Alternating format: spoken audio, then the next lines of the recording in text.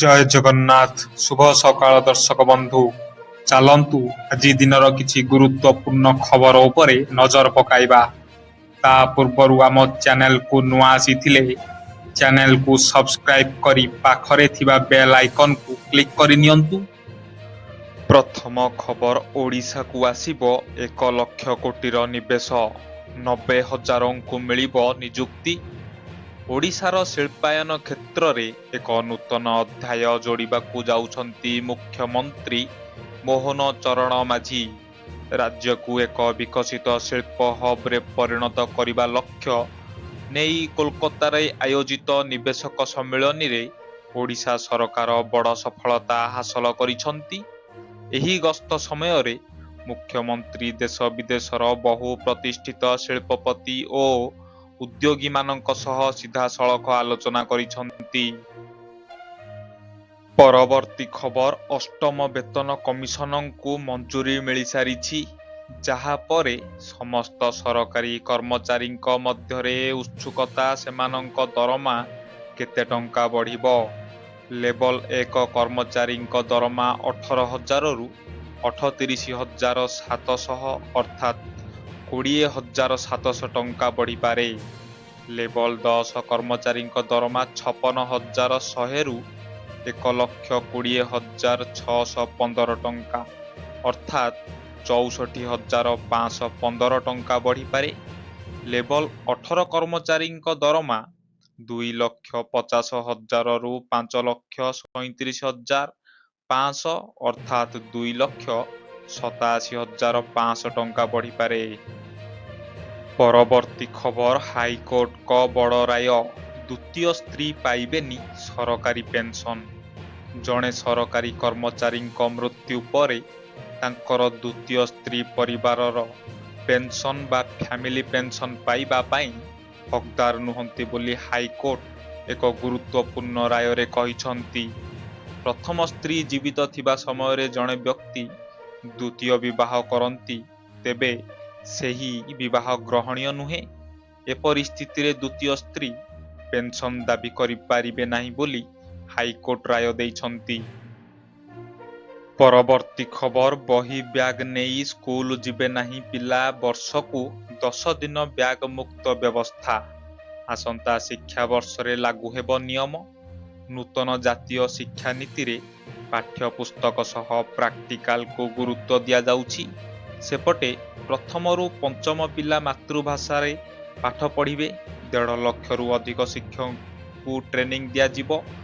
ଗତକାଲି ଭୁବନେଶ୍ୱରରେ ଶିକ୍ଷା ସଂସ୍କାର ସମ୍ପର୍କିତ ଆଲୋଚନାରେ ରାଜ୍ୟରେ ଶିକ୍ଷା କ୍ଷେତ୍ରରେ ସଂସ୍କାର ପାଇଁ 4 ମନ୍ତ୍ରୀ ଉପରେ ଗୁରୁତ୍ୱ ଦେଇଛନ୍ତି କେନ୍ଦ୍ର ଶିକ୍ଷାମନ୍ତ୍ରୀ। ପରବର୍ତ୍ତୀ ଖବର, 2027 ମସିହାରେ ହେବ ପଞ୍ଚାୟତ ନିର୍ବାଚନ, ବଡ଼ ସୂଚନା ଦେଲେ ଓଡ଼ିଶା ନିର୍ବାଚନ କମିଶନର। ଓଡ଼ିଶାରେ ଆସନ୍ତା ବର୍ଷ 2027 ଜାନୁଆରୀ ଫେବୃଆରୀ ମାସରେ ତ୍ରିସ୍ତରୀୟ ପଞ୍ଚାୟତ ନିର୍ବାଚନ ଅନୁଷ୍ଠିତ ହୋଇପାରେ। ଶନିବାର ଗଣମାଧ୍ୟମକୁ ସୂଚନା ଦେଇ ରାଜ୍ୟ ନିର୍ବାଚନ କମିଶନର ମଧୁସୂଦନ ପାଢ଼ୀ ଏହି ସଂକେତ ଦେଇଛନ୍ତି। ବର୍ତ୍ତମାନର ପଞ୍ଚାୟତ ସଂସ୍ଥାଗୁଡ଼ିକର କାର୍ଯ୍ୟକଳା ଶେଷ ହେବାକୁ ଯାଉଥିବାରୁ ଏହି ନୂତନ ନିର୍ବାଚନ ପାଇଁ ପ୍ରକ୍ରିୟା ଆରମ୍ଭ ହୋଇଛି। ଆଗାମୀ ପଞ୍ଚାୟତ ଓ ପୌର ନିର୍ବାଚନ ପାଇଁ ରୋଡମ୍ୟାପ ପ୍ରସ୍ତୁତ କରିବାକୁ ଶନିବାର ଏକ ଗୁରୁତ୍ୱପୂର୍ଣ୍ଣ ପ୍ରସ୍ତୁତି ବୈଠକ ଅନୁଷ୍ଠିତ ହୋଇଯାଇଛି। କମିଶନର କହିଛନ୍ତି ଯେ ନିର୍ବାଚନ ପ୍ରସ୍ତୁତି ନେଇ ବିଭିନ୍ନ ଜିଲ୍ଲାର ଜିଲ୍ଲାପାଳ, ଉପଜିଲ୍ଲାପାଳ ଓ ପୌର କମିଶନରମାନଙ୍କ ସହ ଆଲୋଚନା ଜାରି ରହିଛି। ପରବର୍ତ୍ତୀ ଖବର, ପୋଲିସ ନଜରରେ ଗୋ ମାଫିଆଙ୍କ 100 କୋଟିର ସମ୍ପତ୍ତି। ଏଥର ସିଧା ଗୋ ମାଫିଆଙ୍କ ଅଣ୍ଟାକୁ ଶକ୍ତ ପାହାର ଦେଇଛି ପୋଲିସ। ରାଜ୍ୟର 5ଟି ଜିଲ୍ଲାରେ ମାଫିଆଙ୍କ ଆଡ୍ଡା ଉପରେ ହୋଇଛି ବଡ଼ ଧରଣର ରେଡ୍। ଭଦ୍ରକ, ମୟୂରଭଞ୍ଜ, ଯାଜପୁର, କେନ୍ଦୁଝର ଓ ଭୁବନେଶ୍ୱରରେ ଘନ ଘନ ଚଢ଼ାଉ କରିଛି ପୁଲିସ। ଘଟଣାରେ ଆଜି 9 ଜଣଙ୍କୁ ଅଟକ ରଖିବା ସହ ସେମାନଙ୍କଠାରୁ 1,40,00,000 ନଗଦ ଟଙ୍କା ଜବତ ହୋଇଛି। ସେପଟେ ମତ୍ସ୍ୟ ଓ ପଶୁ ସମ୍ପଦ ବିକାଶ ମନ୍ତ୍ରୀ କହିଛନ୍ତି ଗୋମାସ ଚାଲାଣକାରୀଙ୍କ ସମ୍ପତ୍ତି ବାଜ୍ୟାପ୍ତ ହେବ। ପରବର୍ତ୍ତୀ ଖବର ସରକାର ନେଲେ ବଡ଼ କାର୍ଯ୍ୟାନୁଷ୍ଠାନ ବିମାନ ସେବା ସଂସ୍ଥା ଇଣ୍ଡିଗୋ ଉପରେ 22.20 କୋଟି ଟଙ୍କାର ଜରିମନା ଲଗାଇଛନ୍ତି ସରକାର। ବିମାନ କ୍ରୁ ସଦସ୍ୟଙ୍କ ଉପରେ ଅତ୍ୟଧିକ କାର୍ଯ୍ୟଭାର ଦୁର୍ବଳ ଯୋଜନା ଏବଂ ସଂଶୋଧିତ ଡ୍ୟୁଟି ନିୟମରେ ଅବହେଳା ଯୋଗୁଁ ଏହି କାର୍ଯ୍ୟାନୁଷ୍ଠାନ ହୋଇଛି।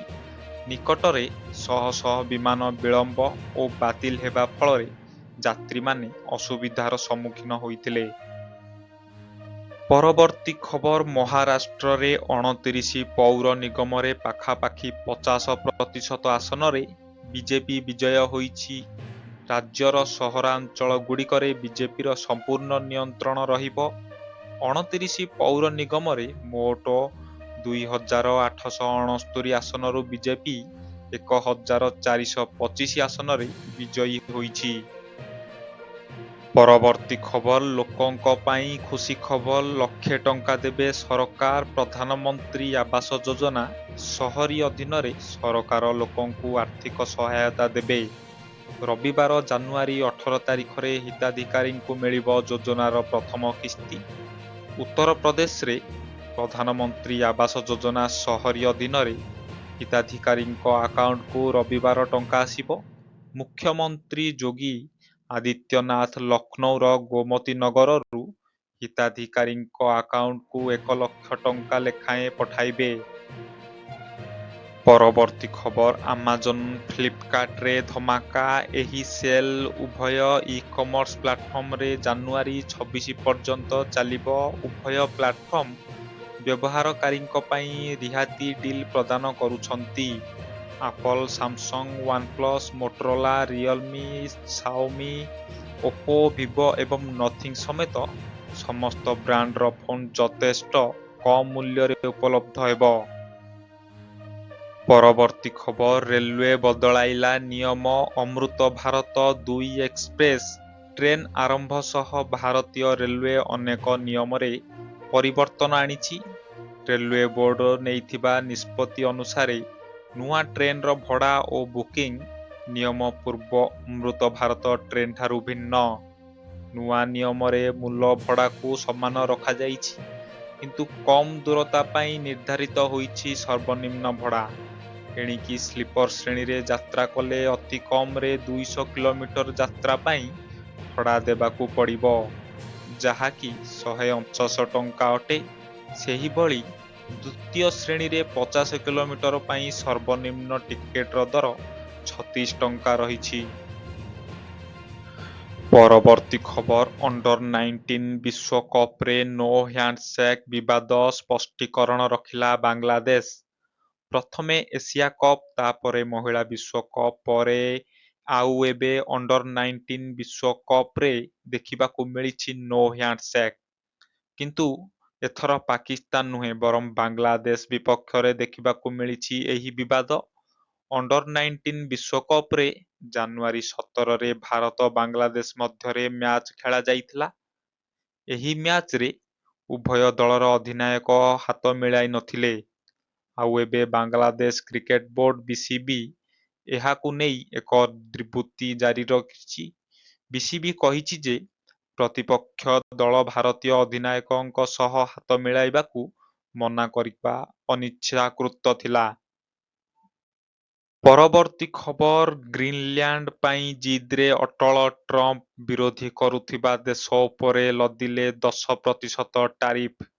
ଆମେରିକା ରାଷ୍ଟ୍ରପତି ଡୋନାଲ୍ଡ ଟ୍ରମ୍ପ ଗ୍ରୀନଲ୍ୟାଣ୍ଡ ଅଧିଗ୍ରହଣ ପ୍ରସଙ୍ଗରେ ଏକ ବଡ଼ ପଦକ୍ଷେପ ନେଇଛନ୍ତି। ଗ୍ରୀନଲ୍ୟାଣ୍ଡକୁ ଆମେରିକାରେ ସାମିଲ କରିବା ଯୋଜନାକୁ ବିରୋଧ କରୁଥିବାରୁ ଦେଶଗୁଡ଼ିକ ଉପରେ ଏବେ ସେ ଶୁଳ୍କ ଲଗାଇଛନ୍ତି। ଶନିବାର ଡେନମାର୍କ, ବ୍ରିଟେନ ଏବଂ ଫ୍ରାନ୍ସ ସମେତ ଅନ୍ୟ କେତେକ ୟୁରୋପୀୟ ଦେଶ ଉପରେ 10% ଆମଦାନୀ ଶୁଳ୍କ ଘୋଷଣା କରିଛନ୍ତି।